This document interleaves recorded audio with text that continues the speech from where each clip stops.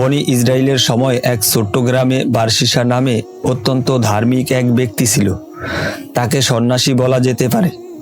সে আল্লাহর একত্ববাদে বিশ্বাস করত এবং বিশ্বাস করত যে ঈসা আলাইহিওয়াসাল্লাম আল্লাহর একজন রাসূল। সেই গ্রামে 3 ভাই ও 1 বোন থাকত। সেই ভাইদের জিহাদের জন্য ডাকা হলো, কিন্তু তারা বোনকে একা রেখে যেতে চাইছিল না। কার কাছে রাখবে চিন্তা করতে লাগলো। গ্রামবাসী বারশিসার কথা বলল, কারণ গ্রামের সবাই বারশিসাকে উত্তম চরিত্রবান হিসেবে জানতো। তো তারা বারশিসার কাছে গেল। যখন তার কাছে তাদের বোনকে রাখতে চাইলে সে রাজি হলো না এবং বলল, আমি অভিশপ্ত শয়তানের কাছ থেকে পানা চাই, কারণ সে ভয় করছিল যে সে গুনাহে লিপ্ত হয়ে যেতে পারে। তখন শয়তান বারশিসার মনে কুমন্ত্রণা ও ওয়াসওয়াসা দিতে আসলো। চালাক শয়তান জানতো যে বারশিসার মন খুবই নরম। সে কানে কানে বারশিসাকে বলল, তারা যদি ভালো কাউকে তাদের বোনের জন্য খুঁজে না পায় এবং খারাপ কারো কাছে মেয়েটিকে রেখে যায়, তখন কি হবে? এই পরিণতি কি তোমার ভুলের জন্য নয়? বারশিসা বুঝতে পারেনি যে এটা শয়তানের কুমন্ত্রণা। মানুষের প্রতি দরদের কারণে মেয়েটিকে সে সাহায্য করতে রাজি হলো। সে মেয়েটিকে গির্জার বিপরীত একটি ঘরে থাকতে দিল। গির্জার সামনে মেয়েটির জন্য খাবার রেখে আসতো। মেয়েটি নিজে এসে খাবার নিয়ে যেত। বারশিসার সাথে তার দেখা হতো না।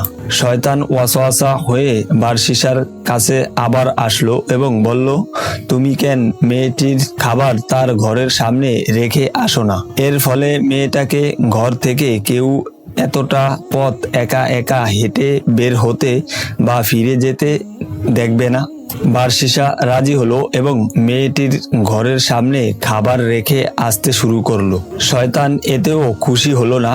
সে আবার আসলো এবং কানে কানে বলল, কেন তুমি তার ঘরের ভিতর খাবার দিয়ে আসো না? ফলে মানুষ তাকে ঘর থেকে একা একা বের হতে আর ঢুকতে দেখতো না। এবার বারশিসা তার ঘরের মধ্যে খাবার দিয়ে আসতে শুরু করলো। শয়তান আবার আসলো এবং বলল, মেয়েটার সাথে তোমার কথা বলা উচিত। এভাবে একা থাকলে তো সে পাগল হয়ে যাবে।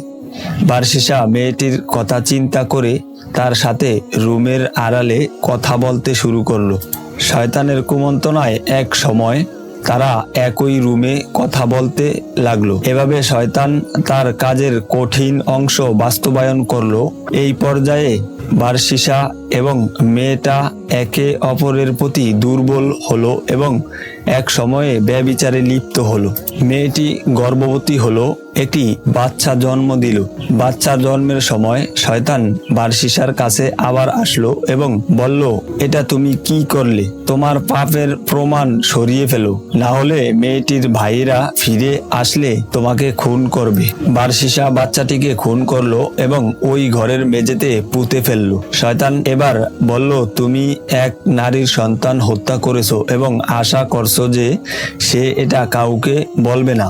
তখন বারশিসা মেয়েটিকেও খুন করলো এবং তাকেও ওই ঘরের মেঝেতে পুঁতে রাখলো। মেয়েটির ভাইয়েরা ফিরে আসলে তাদেরকে একটা মিথ্যা কবর দেখিয়ে বলল, তোমাদের বোন অসুখে মারা গিয়েছে এবং ওই কবরে দাফন করা হয়েছে। তারা বারশিসার কথা বিশ্বাস করলো।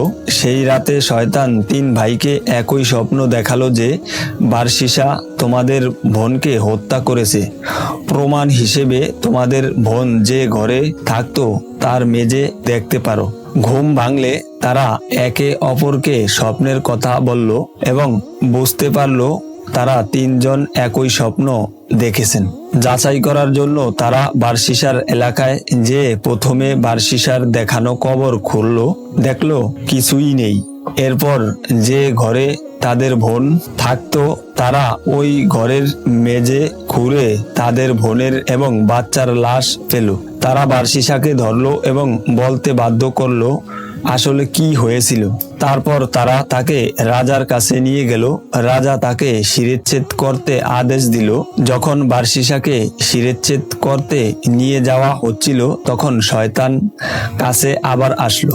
এবার ওয়াসওয়াসা না, মানুষের রূপ নিয়ে সে আসলো। এসে বলল, শোনো বারসিসা, আমি হলাম শয়তান। তোমার এই অবস্থা তোমার নিজের চিন্তায় হয়নি, আমি করেছি, আর একমাত্র আমি তোমাকে বাঁচাতে পারি যদি তুমি আমার কথা মেনে চলো। বারসিসা বলল, আমাকে কি করতে হবে? শয়তান বলল, আমাকে সেজদা করো, আমি তোমাকে রক্ষা করব। তো বাঁচার জন্য মরিয়া হয়ে বারসিসা শয়তানকে সিজদা করলো এবং কাফের হয়ে গেল। সেজদা করার সাথে সাথে শয়তান তাকে বলল, আমি এখন তোমার থেকে মুক্ত। আমি আল্লাহকে ভয় করি, যিনি বিশ্বজগতের প্রতিপালক। এই বলে শয়তান সেখান থেকে পালালো এবং বারসিসার শিরচ্ছেদ করা হলো। কিয়ামতের দিন বারসিসাকে যখন জীবিত করা হবে তখন সে শয়তানের উদ্দেশ্যে সিজদা করতে করতে উঠে দাঁড়াবে। কোরআন আমাদের বলছে তাদের দৃষ্টান্ত, শয়তান যে মানুষকে বলে কুফরি করো, অতঃপর যখন সে কুফরি করে তখন শয়তান বলে, আমি তোমার থেকে মুক্ত, আমি বিশ্বজগতের প্রতিপালক আল্লাহকে ভয় করি। আল্লাহ আমাদের শয়তানের কুমন্ত্রণা থেকে দূরে রাখুন। আমিন।